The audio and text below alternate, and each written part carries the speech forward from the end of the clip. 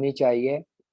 आपने आपको पता होना चाहिए कि आपने वो चीज़ कहाँ से ख़रीदनी है, कितने की ख़रीदनी है। क्योंकि एक बात हमेशा याद रखिएगा, लोग सोर्सिंग को और हंटिंग को मिक्स करते हैं और समझते हैं कि शायद हंटिंग के बाद हमारी प्रोडक्ट फाइनल हो गई है। हालांकि ऐसा नहीं है। हाँ, हंटिंग के बाद आपकी 80% प्रोडक्ट फाइनल होती है, लेकिन जब आप किसी कस्टमर को बेचते भी हैं, जब सेल आउट करते हैं अपनी हंटेड प्रोडक्ट, तो उसको हंटिंग तक का ही टास्क हमारे पास होता है। हमने वही स्टैट्स मैच करके से करने होते हैं जो मैंने आप लोगों को सिखाया है। लेकिन सेकंड प्रोसेस क्या होता है कि अब आपने चीज खरीदनी कहाँ से है, कितने की खरीदनी है, कितना प्रॉफिट बचेगा। ये वो चीजें हैं जो हम सोर्सिंग के अंदर आइडेंटिफाई करते हैं। और सोर्सिंग ऑलवेज रिवर्स प्रोसेस है। रिवर्स का मतलब मैं समझाता हूँ, लाइक आपने प्रोडक्ट हंट कर ली, अब आप सोर्स में आए, मे भी पॉसिबल है 20% चांस है वो प्रोडक्ट सोर्सिंग के टाइम पे फेल हो जाए, उसकी सोर्सिंग बेहतर ना हो रही हो।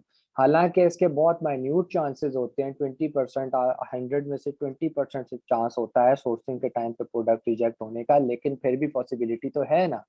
हमने रिस्क फैक्टर को बिल्कुल जीरो करना होता है, बिल्कुल जीरो करना। हालांकि कोई बिजनेस ऐसा नहीं है जिसमें बिल्कुल जीरो हो, लेकिन हमारी इंटेंशन होती है कि हम इसको बिल्कुल जीरो करें। उसके लिए क्या करना होता है कि हमने सोर्सिंग बहुत अच्छी करनी है। और एक बात याद रखिएगा कि किसी भी बिजनेस के अंदर एक बात कही जाती है, जिस अपने कंस्ट्रक्शन का जब हमारा काम प्रोजेक्ट्स चल रहे होते हैं तो हमें कहा जा रहा होता है, हमारे जहन में होता है कि जितना अच्छा मटेरियल परचेस कर लोगे उतनी ज्यादा बचत है। मतलब अगर सीमेंट की बोरी 700 की है और मैं किसी तरह अपने रिसोर्सेज लड़ा के मेहनत करके किसी तरह कन्विंस करके कि भाई मुझे एक जो है ना बैग्स जो से हैं, मतलब बोरियां आप कह लें, वो ज्यादा चाहिए, कुछ भी करके अगर मैं वो 650 की परचेस कर लेता हूँ, तो जो 50 रुपया मेरा पर बोरी का मार्जिन हो गया है ना, वो इजाफी मार्जिन है, वो मार्केट से ज्यादा मार्जिन। सो इसीलिए सोर्सिंग तो बहुत इंपॉर्टेंट है। ऑन द अदर हैंड मैं आपको बताता हूँ कि अगर मैं घर बैठा रहा और मुझे मार्केट का पता नहीं था कि मार्केट में सीमेंट का क्या रेट चल रहा है, और मुझे किसी ने कहा 750 रुपये किया, तो मैंने 700 की जगह आप 750 की परचेज कर लिया है, तो जो 50 रुपया अब मैं पर बोरी ऊपर दे रहा हूँ ना, वो मुझे अपने प्रॉफिट में से देना पड़ रहा है। तो इसीलिए खरीदारी बहुत इंपॉर्टेंट चीज है किसी भी जगह पे। हाँ, इसके सोर्सिंग के दो पार्ट्स होंगे। हम दो दो पोर्शंस में इसको कवर करेंगे। पहला पोर्शन के अंदर मैं आपको बताऊंगा कि हमने चीज लेनी कहाँ से है, क्या क्या चीजें होती हैं जो हमें मद्देनजर रखनी पड़ती हैं, हमें देखना पड़ता है सोर्सिंग करते हुए। और सेकंड पोर्शन के अंदर हम पीर वाले दिन, मंडे वाले दिन इसकी प्रॉफिट मार्जिन कैलकुलेशन पढ़ेंगे कि जब हमने वायरल का कैलकुलेटर मैंने आपको बताया था वो एक एवरेज दे रहा है, लेकिन हम एग्जैक्ट निकालेंगे। वो एग्जैक्ट निकालने के लिए कैसे निकालना है, वो कैलकुलेटर क्या कहता है, उसमें किस कैलकुलेटर की कौन सी प्राइसेस डालनी है कैलकुलेटर के अंदर, कंप्यूटेटर कैसे सेलेक्ट करना है, वो हम पढ़ेंगे मंडे वाले दिन। सो ये आज के जो दो टॉपिक है, आज का और ये मंडे वाले दिन का, बहुत इंपॉर्टेंट है, बहुत ज्यादा इंपॉर्टेंट है। ठीक है, तो इसको कभी भी इजी नहीं लेना आप लोगों ने। मैं इसलिए कल भी कह रहा था कि चाय का मग साथ लेकर आइएगा कि आप लोग जो है थके नहीं। तो नॉर्मली हमारा आधे घंटे का लेक्चर होता है, लेकिन शायद ये उससे डबल निकल जाए। सो हम स्टार्ट करते हैं। देखें, अब मैं आज भी एक जगह बैठा था, एक आंटी थी मेरे साथ, और वो मुझे कहती हैं कि बेटा ये आप ऑनलाइन चीज़ें कैसे खरीद लेते हो। पुराने ज़मानों में तो ये हुआ करता था कि जी चाइना में जाया जाता था, कंटेनर लोड करवाए जाते थे, फिर जाकर जो उनसा दिल को तसल्ली होती थी, अपनी आंखों से चीज़ें देखी जाती थी, उसके बाद श्योर होता था इंसान कि ये मेरा सामान है, ये मेरा माल है जो बाकी कंट्रीज में जाएगा। लैपटॉप के थ्रू आप कैसे कर लेते हैं? तो मैंने उनको सिर्फ एक ही जवाब दिया, आंटी अगर ये इतना आसान प्रोसेस होता तो सोर्सिंग करने के सिर्फ $300 से $400 लिए जाते हैं, ये पर मंथ। पाकिस्तानी 60,000 के करीब बनता है, शायद ज़्यादा ही बनता हो। तो 60,000 प्लस के अगर कोई बंदा पैसे लेता है ना, तो वो किसी काम के लेता है। अगर ये काम इतना आसान होता और इतना इजी होता कि लैपटॉप पे दो बटन दबाए और उसके बाद सब क्लियर हो जाता, तो इतनी पेमेंट नहीं होती। तो ये बात आप लोगों के लिए भी है कि सोर्सिंग इतना आसान टॉपिक नहीं है जितना ये लगता है। स्टार्ट करते हैं। देखें, ये एक सिंपल बिजनेस मॉडल है अमेजोन का, इससे ज़्यादा सिंपल पिक्चर हो नहीं सकती। देखें ये क्या कह रहा है, ये कह रहा है कि पहले आप सर्च करें, मतलब प्रोडक्ट हंट करें। सर्चिंग आपकी होगी, प्रोडक्ट आपने हंट कर ली, उसके बाद सोर्स करें मतलब खरीदें। सोर्सिंग के अंदर सिर्फ खरीदारी तक बात नहीं रुकती। सोर्सिंग का मतलब होता है खरीदने के बाद, मैन्युफैक्चर करवाने के बाद अमेज़न के वेयर हाउस तक पहुंचाने के प्रोसेस को सोर्सिंग कहते हैं। सिर्फ ये नहीं है आपने बनवा के वहां पर ही रख दिया, अब आगे जो होगा देखा जाएगा, ऐसा नहीं है। वहां तक चाइना से यूके तक या चाइना से यूएसए तक पहुंचाने का प्रोसेस भी सोर्सिंग के अंदर ही आता है। ठीक है, ये सोर्सिंग हो गई। ये लॉन्च लिखा हुआ है। लॉन्च का मतलब ये होता है, जब मैं आपको प्रोसेस समझाऊंगा कि जैसे ही आपका प्रोडक्ट वहां पहुंचता है ना, तो आपकी प्रोडक्ट लाइव हो जाती है, मतलब वो मार्केट के अंदर आ जाती है, बिकना शुरू हो जाती है। तो इसीलिए उसको लॉन्च कह रहे हैं यहाँ पे कि पहले आपने पहले सोची कौन सी करनी है, उसके बाद आपने उसको खरीदा, खरीदने के बाद आपने मार्केट में भेज दिया, लॉन्च कर दिया। और ये फिर वो मार्केट है जिसको वो कहता है लॉन्च, मतलब आपकी लिस्टिंग वगैरह कंप्लीट हो जाती है, लॉन्चिंग में आपकी प्रोडक्ट लाइव हो जाती है। ये जो मार्केट की बात कर रहा है ना यहाँ पर, वो कह रहा है कि पीपीसी और जो एड्स, जो मार्केटिंग है, वो सारी आप मार्केट के अंदर फिर बैठ कर करते रहते हैं। इस लॉन्च के ऊपर आप रुकते तो नहीं है ना। दोबारा रिपीटेडली समझाता हूँ। पहले आपने प्रोडक्ट सेलेक्ट की कौन सी करनी है, जो भी क्राइटेरियाज हमने पढ़े उन पे मैच किया, उसके बाद आपने उसको खरीदा, खरीदने के बाद उसको लिस्ट कर दिया, मतलब लॉन्चिंग में लिस्टिंग लाइव हो गई है आपकी। ठीक है, मार्केट के अंदर आप पहुंच चुके हो, लॉन्च हो गई है एक चीज। उसके बाद आपने मार्केट के अंदर रह के जो स्ट्रेटजीज करनी है, लाइक ये देखें एडीएस समझे, एड्स है और ये चीजें हैं, ये आपने चलानी है, कैसे चलानी है, और फिर ये साइकिल रिपीट होता रहता है। रिपीट के अंदर जब हमें कोई नई प्रोडक्ट लॉन्च करनी होती है, फिर हम सर्च करते हैं, वरना अगर हमारी इन्वेंट्री खत्म होगी, डायरेक्ट हम सर्चिंग के स्टेप को स्किप करते हैं और डायरेक्ट सोर्सिंग के ऊपर चले जाते हैं, क्योंकि हम सेम प्रोडक्ट सेल कर रहे हैं। और ज्यादातर वो कहते हैं ना कि मैन्युफैक्चरर और हमारा जो साथ है ना, ये मियाँ बीवी का साथ होता है। मतलब एक दफा ये निकाह हो गया ना, मतलब आपको सिंपल टर्म में बताऊं तो ये हमेशा रहने वाली चीज है, इसको तोड़ना बड़ा मुश्किल होता है। तो इसीलिए कहा जाता है पहली दफा में सोर्सिंग इतनी तगड़ी करें कि अगली दफा में सिर्फ आपको अपने मैन्युफैक्चरर को कॉल करके, ईमेल करके कहना हो भाई सामान बनाना शुरू कर दो, पेमेंट आ जाएगी। ठीक है, दोबारा आपको वो मैन्युफैक्चरर ढूंढने वाला झंझट नहीं करना चाहिए। अब इस स्लाइड को देखें। देखें, दुनिया के अंदर ना डिफरेंट आपके पास मार्केट्स अवेलेबल हैं थ्रू इंटरनेट, जहां आप जिनसे आप परचेसिंग कर सकते हैं। ये डिफरेंट वेबसाइट्स हैं, ग्लोबल सोर्सेज भी है, मेड इन चाइना भी है, ये डीएच गेट समथिंग है, इसको तो मैंने कभी देखा नहीं, और 1688 को भी एक आधी दफा ही देखा है। तो ऐसा क्यों है कि हम इन सारी टॉप की वेबसाइट्स के ऊपर नहीं जाते और हम जाते हैं अली बाबा के ऊपर? और ऐसा क्यों है कि 90% सोर्सिंग, 90% मैन्युफैक्चरिंग जिन चीजों की हो रही है, वो अली बाबा से परचेज की जाती है अमेजोन के ऊपर। मतलब अमेजोन के ऊपर 100% के अंदर से 90% जो लोग चीजें बेच रहे हैं, उनको बनवाते हैं थ्रू अली बाबा। ऐसा क्यों है? मैं बताता हूँ ऐसा क्यों है। ये चीज लाजमी जहन में रखिएगा। क्लाइंट्स आपके पास आएंगे, क्लाइंट्स का तीसरा या चौथा क्वेश्चन यही होता है कि बेटा ये अली बाबा से ही आप क्यों सोर्सिंग करेंगे? भाई हम अली बाबा से ही क्यों कर सकते हैं, हम बाकियों से क्यों नहीं करते? हम बाकी से क्यों नहीं करते? हम दुबई से क्यों नहीं करते? हम यूके से क्यों नहीं करते, जहाँ पे ऑलरेडी हमारा स्टोर बना हुआ है? हम क्यों टैक्सेस पे करते हैं? पहली बात तो ये है कि देखें, लोगों के जहन से आपने ये चीज़ हटानी है कि यूके के अंदर अगर आप यूके के अंदर से ही किसी कंपनी से मैन्युफैक्चरिंग करवा रहे हो, तो सबसे पहले तो वो आपको पाउंड में मैन्युफैक्चरिंग करानी पड़ेगी। अलीबाबा डॉलर्स पे चलता है, तो वहां पर वैसे ही थोड़ा सा लो हो गया यूके और यूएसए के। यूके के लिए, यूएसए के लिए तो डॉलर सेम। सेकंड चीज, वहां पे लोगों का मिसकंसेप्शन क्या है कि अगर हम यूके के अंदर से मैन्युफैक्चरिंग कराएंगे तो हमें टैक्स नहीं पे करना पड़ेगा। तो जिस मटेरियल का आपका प्रोडक्ट बन रहा है, फर्ज करें सिलिकॉन का बन रहा है, तो सिलिकॉन यूके के अंदर कहीं से तो पहुंची है ना, तो सिलिकॉन के ऊपर टैक्स पे हुआ है। तो ये बात जहन से निकाल दें कि अगर हम चाइना से लेकर जाएंगे तो हमें टैक्स पड़ता है, और हम वहां से ही मैन्युफैक्चरिंग कराएंगे तो टैक्स नहीं पड़ेगा। वो हिसाब लेवल हो रहा होता है, क्योंकि जिस मटेरियल से वो बन रहा है, वो मटेरियल तो डेफिनेटली उधर कहीं ना कहीं से पहुंचा है, तो टैक्सेस देकर ही पहुंचा है। दूसरी बात कि वहां पे लेबर चीप नहीं है, यूके के अंदर लेबर महंगी है।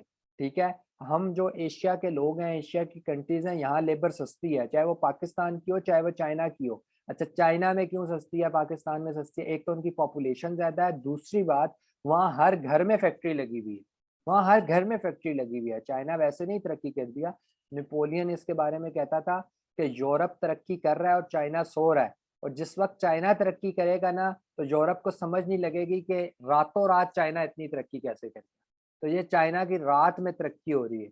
आप खुद सोचें, मैं आप लोगों को एक और बात समझाता हूँ, पूरा यूरोप चाइना का दुश्मन है कि चाइना को तरक्की ना करने दो, लेकिन उनकी सबसे बड़ी ऑनलाइन मार्केट अमेज़न 90% चाइना से सामान लेते हैं। वजह क्या है? जो लेबर रेट चाइना दे रहा है, जो प्राइस चाइना दे रहा है, वो प्राइस कहीं और कंट्री से नहीं मिल सकती। और आखिरी जो बात है चाइना से सोर्सिंग की, वो ये है कि चाइना बहुत रिच है इन प्लास्टिक इक्विपमेंट्स। प्लास्टिक इक्विपमेंट्स क्या मतलब? जिससे प्लास्टिक की चीजें बनती हैं ना, जिस मटेरियल से, वो मटेरियल बहुत सस्ता है चाइना में। अब आप मुझसे कहेंगे अहमद भाई वो चाइना में ही क्यों सस्ता है? बेटा उनका रिसाइकलिंग प्रोसेस इतना ज्यादा तेज हो चुका है, इतना ज्यादा तेज हो चुका है कि चाइना के अंदर आप कहें ना कि मिट्टी भी वो रिसाइकल करते रहते हैं। ठीक है। सो रिसाइकलिंग प्रोसेस की वजह से इस वक्त चाइना बहुत ज्यादा, एक तो वो वैसे ही रिच था, जो चीजें जमीन से मादनियात निकलती हैं वो चाइना में बहुत ज्यादा है as compare to Europe, as compare to America. और दूसरी बात उनका रिसाइकलिंग प्रोसेस भी अब बहुत तेज है। सो ये वजूहत है। अब आप कहेंगे मेड इन चाइना भी तो चाइना की है, ग्लोबल सोर्सेज भी उधर की, अली बाबा ही क्यों? बेटा अली बाबा इसलिए कि दुनिया का हर मैन्युफैक्चर एक चीज चाहता है। वो ये चाहता है कि जब मैं चीजें बनाना शुरू करूं तो जो मेरा परचेसर है, मतलब जो हम लोग हैं जिन्होंने उसे ऑर्डर दिया है, उनके पास पैसे मौजूद रहें। ये ना हो कि हम चीजें बना दें और हमारे अगलों के पास पैसे ही ना हो। तो अमेजोन, ये सॉरी अली बाबा श्योरिटी देता है। मैं बताता हूँ आगे चल के कि कैसे श्योरिटी देता है। उनको श्योरिटी देता है कि हम जो उनसे हैं वो श्योरिटी लेते हैं इस चीज की कि जो बंदा आपसे सामान बना रहा है उसके अकाउंट में पैसे पड़े हैं। ये मैं बताता हूँ कि वो क्यों ऐसा कहता है और वो किन बेसिस के ऊपर ये बात होती है। सेकंड, अभी सिर्फ हम अगर अपनी बात करें तो मैं वो अली बाबा एक ऐसी वेबसाइट है, एक ऐसा ऐसा दुनिया का स्टोर है जो compete करता है इस वक्त अमेजोन को। आपको ये बात मैं समझा दूँ, ठीक है। अली बाबा का जो रेवेन्यू है वो इसके रेवेन्यू के मतलब 19-20 के फर्क से समझे चल रहा होता है। लेकिन जो आपका जैक मा, वो क्यों दुनिया का अमीर तरीन बंदा नहीं है? क्योंकि इस टाइम पे अली बाबा के स्टेक होल्डर बहुत ज्यादा है। वहाँ पे जेफ बेजोस के अपना जो शेयर था वो बहुत ज्यादा था, 70-80% उसका अकेले का ही शेयर था। इसीलिए वो अमीर तरीन बंदा बना और जैक मा इसीलिए नहीं बन सका। अच्छा, अब मैं आपको एक बात बताता हूँ। अली बाबा सबसे ज्यादा श्योरिटी प्रोवाइड करता है दोनों साइड्स। अभी हम अपनी साइड स्टडी करते हैं। हम हमें सबसे ज्यादा श्योरिटी देता है कि जिस मैन्युफैक्चरर को आप पैसे भिजवा रहे हैं वो पाबंद है आपको वही चीज देने का जो चीज उसने आपको दिखाई है। अब दिखाई कैसे जाती है मैं आपको बताता हूँ। सोर्सिंग का सबसे इम्पोर्टेंट पार्ट क्या होता है? पहले तो आपने सोर्सिंग के अंदर मैं बताता हूँ कि कैसे आपने चीज़ों को सिलेक्ट करना होता है कि भाई ये मैन्युफैक्चर है जिससे मैंने बनवानी है। चलें, आपने मैन्युफैक्चर दो आप फाइनलाइज फर्ज करें कर लिए, या इससे बनाऊंगा। फर्ज कर लें दो लोग चाइना के अंदर आइस क्यूब बनाते थे, हमने आइस क्यूब सेलेक्ट किया। अब हो क्या रहा है कि हमने आइस क्यूब के दो मैन्युफैक्चर सेलेक्ट किए हुए हैं और नाउ अब हम ये कह रहे हैं कि हमने क्वालिटी देखनी है कि किसकी क्वालिटी कितनी अच्छी है।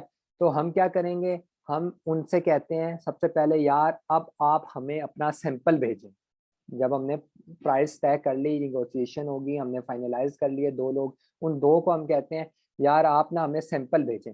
वो सैंपल फ्री ऑफ कॉस्ट नहीं भेजते, लेकिन अगर हमें 300 की एक यूनिट पड़ रहा है तो हमें यहाँ पहुँचते पहुँचते जो है वो 3000 का पड़ जाता है 300 के बजाय, क्योंकि एक यूनिट बना मंगवाना होता है, 10 से 15 दिन का टाइम भी लगता है। लेकिन फिर भी वो हमें फ्री ऑफ कॉस्ट नहीं भेजते। अब ये हमारी अपनी स्किल्स के ऊपर होता है। कोई लोग इतने तेज होते हैं कि वो आपको जो है ना उनको बना लेते हैं, मतलब उनको मना लेते हैं ये चीज करने पे कि भाई आप हमें जो उनसे है ना फ्री ऑफ कॉस्ट सैंपल भेज दें। ऐसा होता नहीं है, बहुत कम होता है, लेकिन हम उनसे सैंपल मंगवाते हैं और फिर अमेजोन से अपने कंपटीटर का एक सैंपल मंगवाते हैं। अब कंपटीटर की सिलेक्शन कैसे होती है?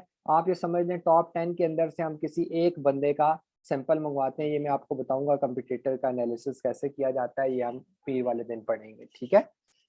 सो सिनेरियो अभी क्या है कि अब अमेजोन के अंदर मैंने आपको बताया कि हर स्टोर से पूरी दुनिया में चीजें नहीं जाती। ये बात मैं रिपीट कर रहा हूँ, आप लोग फिर गौर से सुनिएगा। मैं ये कह रहा हूँ कि अमेजोन का जब आप अकाउंट क्रिएट करते हैं तो वहाँ पे एक ऑप्शन होता है ग्लोबल सेलिंग का। बहुत सारे मैन्युफैक्चरर उस ग्लोबल सेलिंग को ओपन नहीं करते। उसकी वजह ये होती है कि उनको पर मंथ पैसे पे करने होते हैं। अगर एक्स्ट्रा पैसे $40 पे करना होता है हर मंथ, अब ग्लोबल सेलिंग से मिलता क्या है ऑन करने से, उस फंक्शन का क्या काम है?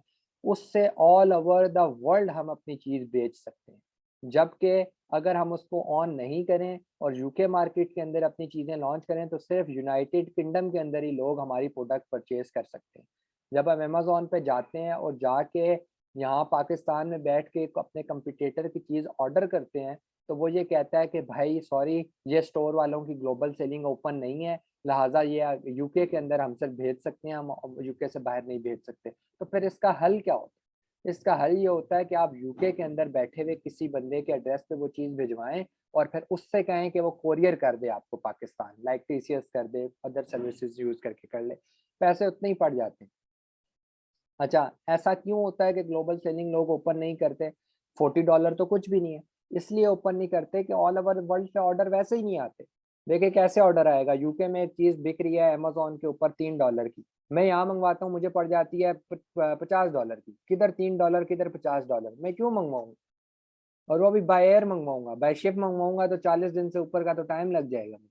तो इसलिए जो है ना, हमें चैलेंजेस का सामना करना पड़ता है। अब आपने समझ लिया कि हमने कंपटीटर का एक सैंपल मँगवा लिया, हमने अपने मैन्युफैक्चर के दोनों मैन्युफैक्चर से सैंपल मँगवा लिया, इनको कंपेयर किया और कंपेयर करके क्वालिटी चेक की कि जो हमारे कंपटीटर की क्वालिटी है, वो इनकी क्वालिटी से अच्छी है, बुरी है। अगर अच्छी है या पैकिंग में कोई प्रॉब्लम है, तो हम बता सकते हैं। अच्छी है तो वेल एंड गुड है, अगर बुरी है तो हम बता सकते हैं। अच्छा, दूसरी बात, अलीबाबा के अंदर अगर आपके पैसे फँस जाएँ, फँस किस तरह जाएँ कि आपको उन्होंने सैंपल भेजा है कोई और, उसके बाद जब उन्होंने मैन्युफैक्चरिंग की है तो क्वालिटी गिरा दी। अगर तो क्वालिटी गिर गई, तो आपके पास जो सैंपल है वो सैंपल आप अलीबाबा को भेजेंगे थ्रू अलीबाबा ही, ये तरीका है। और वो जो उसका वहाँ का जो उसने मैन्युफैक्चरिंग किया वो भी भेजेंगे, कहेंगे क्वालिटी अब आप खुद चेक कर लें, इन्होंने हमारे साथ धोखा किया है। अलीबाबा के ऊपर जब भी कोई कंपनी अपनी कंपनी रजिस्टर कराती है, कोई कंपनी अपनी कंपनी अलीबाबा पे रजिस्टर कराती है, तो वो उनके सारे डॉक्यूमेंट्स लेता है अलीबाबा और उनके साथ एक एग्रीमेंट साइन करता है कि अगर तो खुदा ना ख्वास्ता हमारा नाम खराब हुआ, अलीबाबा का नाम खराब हुआ आपकी वजह से, तो ना सिर्फ वो आपको सू करेंगे, मतलब हमें तो पैसे वापस करेंगे ही और उस कंपनी को सू भी करेंगे और सू 10 टाइम ज़्यादा होगा। मतलब अगर 3 लाख रुपए का ऑर्डर हमारा था, तो 30 लाख का हर्जाना भरेगी वो कंपनी और उसके बाद वो हमेशा के लिए डीलिस्ट हो जाएगी अलीबाबा से। दोबारा कभी वो अलीबाबा पर ओपन नहीं हो सकती। तो इतना बड़ा रिस्क कोई आपके 3 लाख रुपए के लिए नहीं लेने वाला। लेकिन अब बात गौर से सुनिएगा, लेकिन अलीबाबा कोई प्रिंसिपल बताता है हमें और वो कहता है वो प्रिंसिपल फॉलो करोगे तो मैं ज़िम्मेदार हूँ। अगर प्रिंसिपल फॉलो नहीं किए तो मैं ज़िम्मेदार नहीं हूँ। तो अलीबाबा पे चीज़ खरीदने के तरीक़ेकार हैं। ऐसा नहीं है कि मुँह उठा के आप alibaba.com पे गए और आपने जाके सिलेक्ट किया और फिर ओके शुरू हो गए। नहीं, अलीबाबा के कुछ प्रिंसिपल्स हैं, उनको फॉलो करना पड़ता है। ठीक है? एक बात ये याद रखिएगा। दूसरा ये है कि मेरा आप यहाँ से अंदाज़ा लगा लें कि ये इतनी बड़ी कंपनी है और इतना जल्दी इनका रिस्पॉन्स आता है कि हमारा एक दोस्त था, एक मैन्युफैक्चरर, वो क्लाइंट के लिए काम करता था और सोर्सिंग उसकी करके देता था। तो बड़ा टाइम गुज़र गया, इस तरह सोर्सिंग ठीक चलती रही। एक ही मैन्युफैक्चरर को वो कॉल करता था और वो हो जाता था। एक दफ़ा ऐसा हुआ कि उसका मैन्युफैक्चरर था, वो आप उनको रिप्लाई नहीं कर रहा था। लड़की थी, रिप्लाई नहीं कर रही थी। वो मैसेज करता था, वो सीन ही नहीं करती। सीन ही नहीं करती थी। सिनेरियो ये बन गया कि 40 दिन में अगर सामान पहुँचना है, 45 डेज़ हो गए, 50 डेज़ गुज़र गए। अब वो जो क्लाइंट था उसका, वो उससे पूछे भाई सामान क्यों नहीं पहुँचा? ये उसको मैसेज करे, अगली जो है उसका मैसेज ही सीन ना करे। हुआ ये कि इसने मुझे कहा, हम ऑफ़िस में उस टाइम पे बैठे थे, इसने मुझे कहा यार ये फलाँ मैन्युफैक्चरर का लिंक है, यार ये ओपन करके इनको ज़रा बोलना न्यू कस्टमर बन के बात करना। मैंने की, उसने फ़ौरन दस्ती रिप्लाई कर दी। फिर क्या हुआ? फिर उसके बाद क्या हुआ कि मेरा एक और दोस्त था, वो भी ऑफिस में बैठा था, उसने मैसेज किया, उसको भी रिप्लाई कर दिया, इसका मैसेज सीन ना करे। अब हुआ ये कि हमने सिर्फ अलीबाबा के कस्टमर सपोर्ट के अंदर, चैट के अंदर जाकर ये बात बोली कि ये मैन्युफैक्चरर का लिंक है, आप ये चेक करें, ये हमें रिप्लाई नहीं कर रहा। उस बंदे ने, लड़के ने बात बोली। अब हुआ क्या, उनकी जितनी कन्वर्सेशन होती है हमारे साथ, वो रिकॉर्ड हो रही होती है पीछे। उन्होंने उसको चेक किया विदिन 2 मिनट्स और सिर्फ हमें एक रिप्लाई किया। 5 मिनट्स के अंदर आपका मैन्युफैक्चरर आपको रिप्लाई करेगा और विदिन 5 मिनट्स वो लड़की रोती हुई समझे हमारे पास आई और हमें कहती है, उस लड़के को कहती है कि सर वो थोड़ा-सा डिले हो गया था, थोड़ा-सा मसला आ गया था, आपका सामान विदिन 5 डेज़ पहुँच जाएगा। मैं आपको क्या करती, मैं आपको क्या कहती, नाम खराब हो रहा था, फलाँ हो रहा था, फलाँ। मतलब अली बाबा इतना स्ट्रांग है कि वो नहीं देखता कि कंपनी 10 साल पुरानी थी, 20 साल पुरानी थी, अगर एक कस्टमर भी खराब हुआ तो जिम्मेदार वो है। लेकिन मैं फिर से कह रहा हूँ, प्रिंसिपल जो अभी आपको बताने लगा हूँ उसको आप लोगों ने फॉलो करना है। ऐसा नहीं करना कि अपनी मर्जी से जाके खुद ही सिलेक्ट करना शुरू कर दें। होता क्या है कि अगर आपने उन प्रिंसिपल्स को फॉलो नहीं किया और फिर आप अली बाबा के पास गए और आपने बोला ये पेमेंट फंस गई, अली बाबा कहेगा ना मैं तुम्हें जानता हूँ ना मैं उसे जानता। ठीक है, तो जाकर अब अपना काम करो। तो ऐसा क्यों होगा? क्योंकि आपने उसके रूल्स को फॉलो नहीं किया। हम अब ये वो रूल्स हैं जिनको आपने हर सूरत देखना है, हर सूरत देखना है, हर सूरत देखना है। ठीक है, इनको इग्नोर नहीं करना। मैं आपको बता देता हूँ कि इनमें से कौन सी ऐसी चीज़ है जो फुलफिल ना हो रही हो तो कोई बात नहीं, लेकिन कौन सी ऐसी है जो फुलफिल ना हो रही हो तो आपने मैन्युफैक्चर ही छोड़ देना। पहले तो मैं आपको बताता हूँ, सबसे पहले उसके पास ट्रेड अश्योरेंस बैज होना ज़रूरी है। ठीक है, ये मैं आपको बताता हूँ आपको कैसे पता चलेगा, लेकिन अभी तक के लिए ये समझें कि उसके पास ट्रेड अश्योरेंस बैज होना ज़रूरी है। अगर तो ये बैज उसके पास नहीं हो, चुप करके उस मैन्युफैक्चरर से पीछे हट जाएँ, चाहे वो आपको 100 रुपए वाली चीज़ 20 रुपए में भी दे रहा है, नहीं खरीदनी, नहीं खरीदनी, नहीं खरीदनी। समझ आ गई? ये पहला। नंबर 2, वेरिफाइड सप्लायर होना चाहिए। नहीं है, मैं बताता हूँ कैसे चेक करना है। नहीं है, चुप करके पीछे हट जाए। चाहे जितनी अच्छी प्राइस दे रहा हो, जितनी अच्छी क्वालिटी दे रहा हो, चुप करके पीछे हट जाए। इन दोनों बातों का मतलब क्या है? ट्रेड अश्योरेंस का मतलब ये होता है कि उस कंपनी के जितने डॉक्यूमेंट्स हैं वो अली बाबा के पास सबमिट हुए हैं। अली बाबा की क्वालिटी कंट्रोल टीम ने उनकी फैक्ट्री को फिजिकल चेक किया हुआ, फिजिकली चेक करके उन्होंने जो सा इस कंपनी को ओके किया। इसका मतलब है ट्रेड अश्योरेंस बैज उसके पास है। तो इसीलिए मैं रिपीटेडली कह रहा हूँ कि ये ज़रूरी है। और जब आप पेमेंट करते हो तो अली बाबा उस जिसके पास ट्रेड अश्योरेंस है वो आपको अपना सर्टिफिकेट शो करेगा कि मेरे पास ये है। ये रीचेक होता है। मैं एक दफ़ा आपको बताता हूँ कि आपने चेक कैसे करना है, और फिर ये रीचेक तब होता है जब पेमेंट आप कर रहे होते हैं। ठीक है, वेरीफाइड सप्लायर का मतलब ये है कि अगर उसकी कंपनी थोड़ी सी ऊपर नीचे हो रही हो, मतलब उसकी क्वालिटी में थोड़ा बहुत भी प्रॉब्लम आ रहा हो, तो ये वेरीफाइड का बैच वापस ले लेती है और हर मंथ जाके इनकी टीम कंपनीज को चेक करती है कि भाई ये इनके स्टैंडर्ड मैच हो रहे हैं या नहीं हो रहे। तो ये दो चीजें नहीं हो, चुप करके पीछे हट जाए। डायमंड्स, डायमंड्स क्या होता है कि ये एक आप कह लें कि जिस तरह स्टार्स होते हैं ना, इस तरह डायमंड्स होते हैं। ये 3 से ज्यादा होने चाहिए, ये 5 में से होते हैं, 5 में से 3 प्लस होने चाहिए उस मैन्युफैक्चर के जिसके पास आपने जाना है। रेटिंग जो होती है 4.5 से ज्यादा होनी चाहिए। 4 पॉइंट, ये अब एक ऐसा पॉइंट है कि अगर 4.5 से ज्यादा या 4.5 नहीं भी है, 4 भी है तो चल जाएगी। ठीक है, लेकिन ऊपर वाले तीनों पॉइंट्स के अंदर से एक पॉइंट भी कम हुआ तो नहीं चलेगा। एक्सपीरियंस 3 साल से कम हुआ नहीं चलेगा। टाइम ऑन डिलीवरी 90% से कम हुई नहीं चलेगी। रिपीटेडली बोल रहा हूँ, सिर्फ रेटिंग एक ऐसा पॉइंट है जिसमें 19-20 चल जाएगा। ये क्यों 3 साल में कह रहा हूँ? इसलिए बेटा 3 साल कह रहा हूँ कि जब एक कंपनी ने 3 साल लगा लिए ना अली बाबा के ऊपर, वो आपके 4-5-6 लाख रुपए के लिए कभी ये रिस्क नहीं लेने लगा कि अपनी पूरी कंपनी को डुबा दे। ठीक है, वो कभी ये रिस्क नहीं लेने लगा। समझ आ रही है? तो अगर कोई नया नया आया है और नया नया आकर बैठा है तो वो इस तरह की उल्टी सीधी हरकतें कर सकता है। हमें लगता है कि रिस्क फैक्टर वहां ज्यादा है, इसीलिए हम वहां नहीं जा रहे। ठीक है, समझ आ रही है आप लोगों को ये बात? ठीक है, अब टाइम ऑन डिलीवरी 90% क्यों है? देखें जी, हमें देखें अभी तो आप लोगों ने काम नहीं किया। जब आप कल को किसी क्लाइंट के साथ काम करेंगे ना, आप उसको बताते हैं, मैन्युफैक्चर आपको कहता है 35 डेज में पहुंच जाएगा, आप उसको आगे बताते हैं 40 डेज में पहुंचेगा। 5 मिनट की टॉलरेंस आप लोग रखते हैं।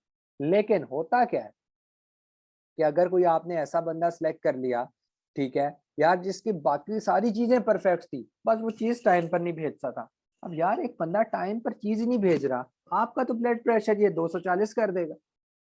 कर देगा कि नहीं कर देगा? 40 डेज में आपका सामान पहुंचना था, यार 50 गुजर गए हैं, 60 गुजर गए हैं, ये क्या चक्कर है? टाइम चीज पहुंच ही नहीं रही। ट्रैकिंग आईडी उसने दी हुई है, वो उसका आपको ट्रैक में आ रहा होता है कि अमेजोन के वेयर हाउस के आसपास ही घूम रही है, लेकिन वहां क्यों नहीं पहुंच रही? आप लोग पैनिक कर जाओगे। और करना पड़ता है, बनता है। और फिर आपकी लिस्टिंग वहाँ तैयार हुई भी है, आपका ऐड लाइव होना है, जब आपका पहुंचेगी आपका क्लाइंट आपका दिमाग खा रहा है। तो इसीलिए टाइम ऑन डिलीवरी 90% होना बड़ा ज़रूरी है। अब इसको देखते हैं।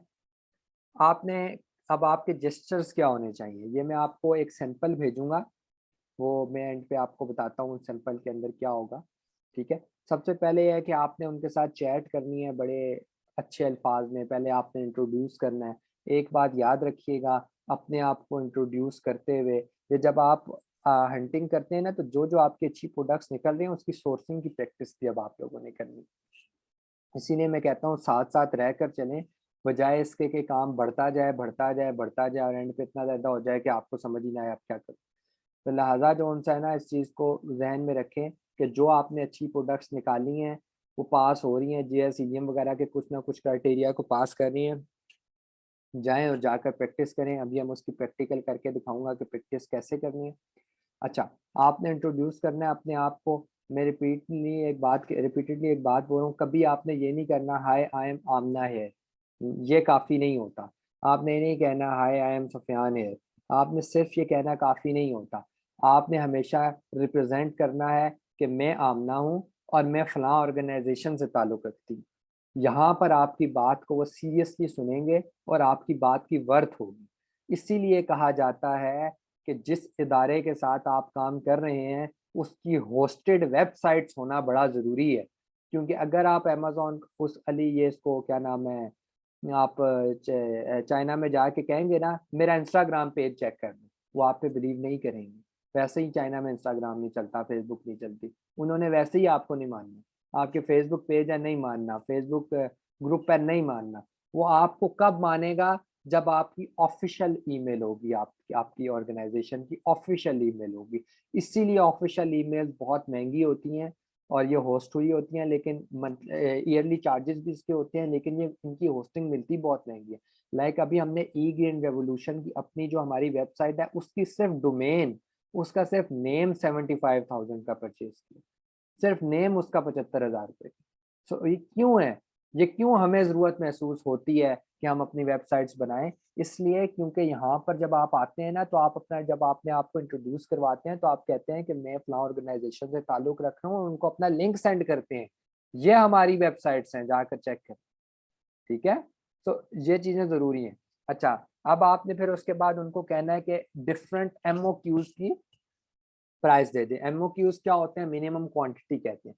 मतलब आप लोगों ने फर्ज़ करें एक प्रोडक्ट चूज़ की हुई है, वो आइस क्यूब है, तो आप उनको कहते हैं यार ये आइस क्यूब के अगर मैं 500 पीसेस लूँ तो कितने के मिलेंगे, 1000 पीसेस लूँ तो कितने के मिलेंगे, 2000 पीसेस लूँ तो कितने के मिलेंगे।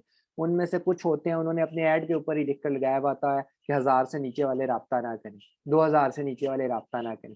लेकिन ऐसा नहीं होता, मैं फिर ये कह रहा हूँ, लेकिन ऐसा नहीं होता। अगर आप उनसे बात करें, तरीके से बात करें और उनको ये समझाएं कि हम तो पहली दफ़ा लॉन्च कर रहे हैं आपके साथ, तो हमें थोड़ा-सा तहफ़्फ़ुज़ है, अगर आप क्वालिटी अच्छी देंगे तो हम आपसे ज़्यादा परचेज़ कर लेंगे। वैसे भी 500 की कोई कीमत तो होती नहीं है, हमें भी पता है। इस तरह की घुमा-फिरा के बातें करने से आपको वो दे देंगे। नेगोशिएट करना है प्राइसेज़ के ऊपर। अगर आप लोगों ने कभी किसी पठान से शॉपिंग की है, तो पठान आपको कहता है 5,000 रुपए के जूते से 1 रुपया कम नहीं करूँगा, और कहता है मुझे अपने बाप की कसम अगर मैंने 4,900 में भी आपको दे दिया, और थोड़ी देर के बाद वही पठान होता है जो सिर्फ 900 रुपए में दे देता है। ठीक है, तो ये चाइनीज पठानों से एक कदम आगे हैं। ये बात याद रखिएगा, चाइनीज पठानों से भी एक कदम आगे। अब आप इसकी एग्जांपल यहाँ से ले लें कि हमारी एक सोर्सिंग एक लड़के ने की, तो $7 की वो प्रोडक्ट थी, $7 की वो प्रोडक्ट थी पर यूनिट। तो मेरा और उसका चैलेंज लगा कि मैं आपको खाना खिलाऊंगा अगर आप ये प्रोडक्ट मुझे $2 में सोर्स कर दें। तो उसने कहा अहमद भाई, मुझे 4-5 दिन के बाद फोन आया, अहमद भाई किधर है? मैंने कहा जी घर हूँ। उन्होंने कहा अहमद भाई खाने की तैयारी करें। मैंने कहा क्यों? कहता है मैंने वो जो प्रोडक्ट है वो $1.7 में सोर्स कर दी। किधर $7 और किधर $1.7।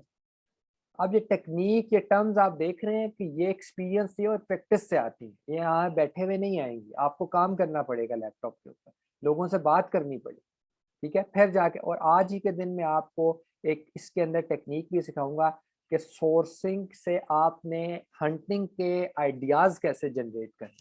ये बात मैं आपको समझाता हूँ। हम मतलब अभी जब हम प्रैक्टिकल करेंगे मैं आपको बताता हूँ कि कैसे होगा। ठीक है, तो ये बात जहन में रखिएगा कि सोर्सिंग कोई छोटी चीज़ नहीं है, और सोर्सिंग बहुत बहुत बेहतरीन चीज़ है। और ये क्लाइंट के ऊपर अगर आप अच्छे सोर्स कर सकते हैं तो बड़ा क्लाइंट आपके पास आने को तैयार होता है। ठीक है, और फिर उसके बाद आपने सप्लायर को कम से कम 6 लोगों को कहते हैं कांटेक्ट करें। मेरे हिसाब से 6 को नहीं करना चाहिए, कम से कम 15 लोगों को कांटेक्ट करना चाहिए सप्लायर्स को। फाइनलाइज करने हैं 2 उनमें से जिनकी प्राइस बहुत अच्छी आ रही होगी। ऑर्डर करना है सिंपल को, चूज द बेस्ट वन। ये मैं आपको बता चुका हूँ कि किस तरह आपने ऑर्डर करना है और कैसे करना है। प्रैक्टिकल करते हैं अली बाबा का। अभी 6 मिनट रहते हैं हमारे पास इस सेशन के, 40 मिनट्स का क्योंकि सेशन होता है जूम का। नेक्स्ट लिंक मैं आपको भेजता हूँ। उससे पहले अभी तक कोई क्वेश्चन है तो बताएं, करते हैं उसका आंसर लेते हैं। नेक्स्ट सेशन में आकर मैं आपको प्रैक्टिकल करके दिखाता हूँ। और ये लेक्चर रिकॉर्ड भी हो रहा है, रिकॉर्डेड लेक्चर आपको मिल जाएगा। सो डोंट वरी कि अगर कोई चीज़ आपको स्किप हो रही है तो बाद में आप मुझसे क्वेश्चन भी कर सकते हैं इसमें। कोई क्वेश्चन नहीं है किसी का? सब इंटेलिजेंट लोग बैठे हैं।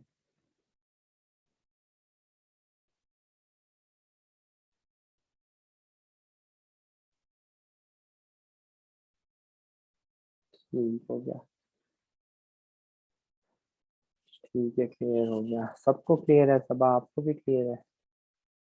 मुद्दस्सिर आज नहीं आ सका, अफसोस है मुझे यार।